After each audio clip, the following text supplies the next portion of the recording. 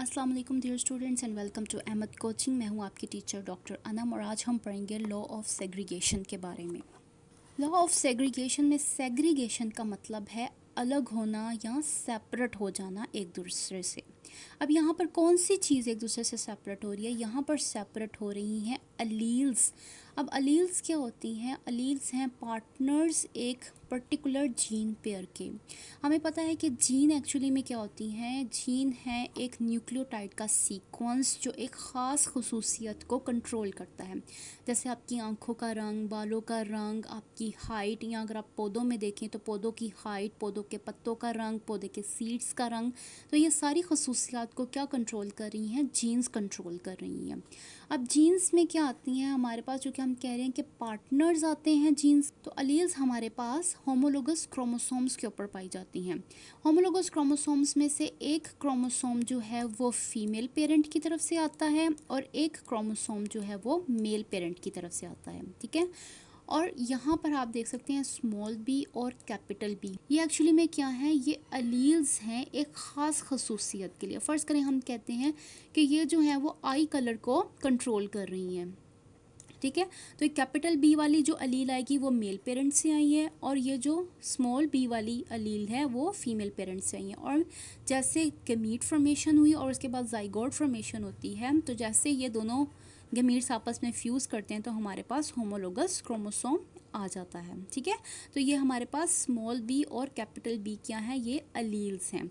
अब law of segregation जो था वो मेंडल ने प्रपोज किया था और वो भी तब जब वो पी प्लांट्स को या मटर के जो पौधे थे उनको स्टडी कर रहा था। लॉ ऑफ सेग्रीगेशन के मुताबिक दो साथ जुड़ी हुई या दो साथ रहने वाली अलील्स, जैसे कि हम यहाँ पर देख सकते हैं हमारे पास स्मॉल बी और कैपिटल बी, ये दो अलील्स हैं जो साथ हैं। साथ क्यों हैं? क्योंकि ये होमोलोगस क्रोमोसोम्स के ऊपर एक पोजीशन पे पाई जा रही हैं। किसी भी ख़ास ट्रेट के लिए एक दूसरे से अलग होती हैं, यानी कि कोई भी दो को एग्जिस्टिंग अलील्स जो कि एक ख़ास खसूसियत, जैसे कि यहाँ पर आई कलर है, उसको कंट्रोल कर रही हैं किसी भी इंडिविजुअल के अंदर या किसी भी जानदार के अंदर, वो क्या होंगी? मियोसिस के दौरान एक दूसरे से अलग हो जाएंगी। यानी कि स्मॉल बी एक अलग गमीट में चला जाएगा और कैपिटल बी एक अलग गमीट में चला जाएगा। ठीक है। तो इस तरह से क्या होगा कि ये दोनों अलील्स जो थी, जो पहले होमोलोगस क्रोमोसोम की सूरत में एक साथ थी, अब मियोसिस के बाद एक दूसरे से अलग हो जाएंगी।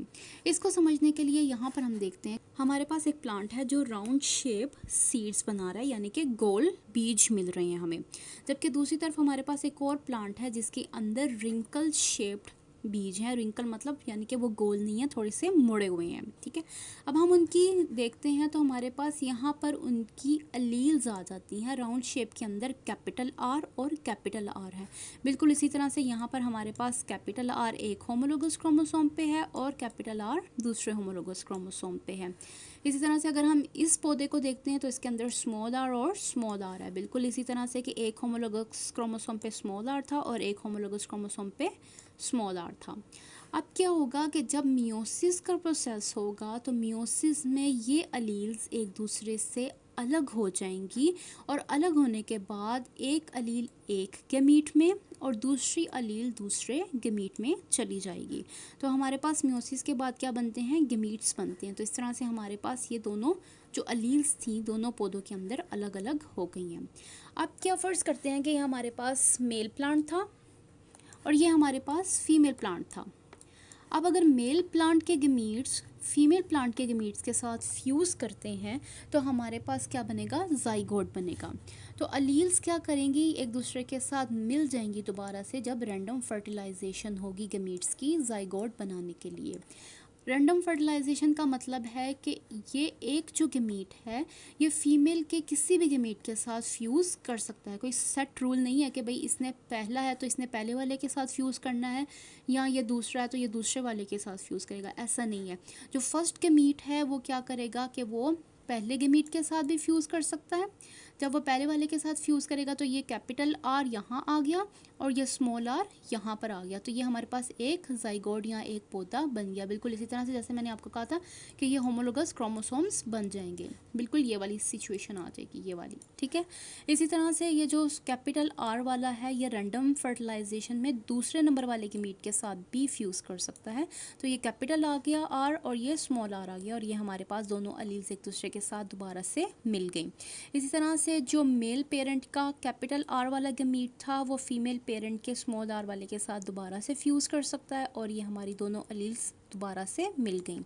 इसी तरह से ये कैपिटल आर वाला जो है ये स्मॉल आर वाले के साथ फ्यूज़ कर सकता है और फिर हमारे पास दोनों अलील्स एक दूसरे के साथ होमोलोगस क्रोमोसोम की सूरत में दोबारा से मिल जाती हैं।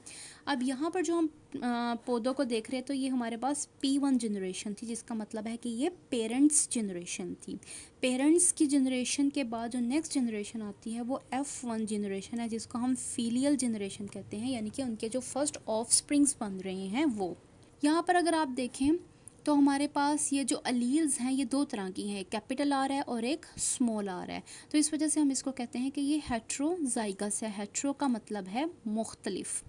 लेकिन अगर आप पेरेंट्स में देखें तो यहाँ पर हमारे पास दोनों अलील्स जो हैं वो सेम है या एक जैसी हैं, तो इस वजह से हम इसको कहते हैं होमोजाइगस। होमो का मतलब है सेम।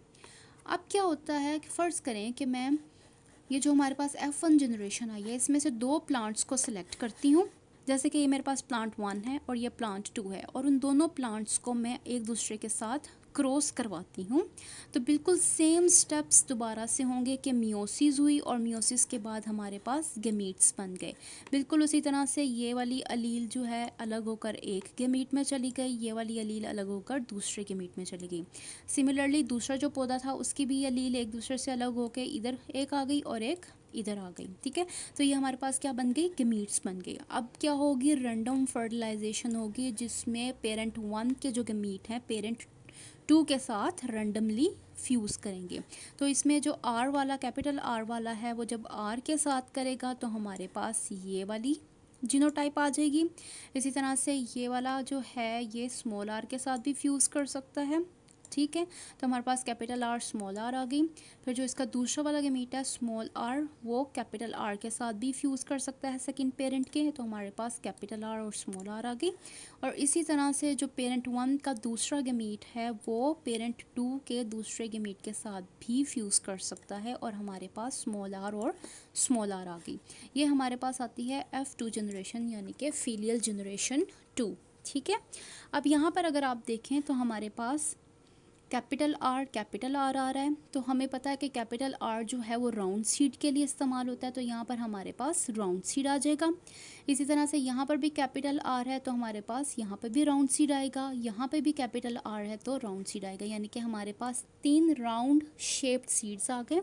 जबकि स्मॉल आर और स्मॉल आर जो है वो रिंकल सीड्स के लिए, तो हमारे पास सिर्फ एक रिंकल सीड आएगा। तो इस तरह से अगर आप इनकी फिनोटिपिक रेशो देखें तो हमारे पास 3:1 आ जाती है, यानी कि 3 राउंड शेप्ड सीड्स और एक जो है वो रिंकल शेप सीड आ गया।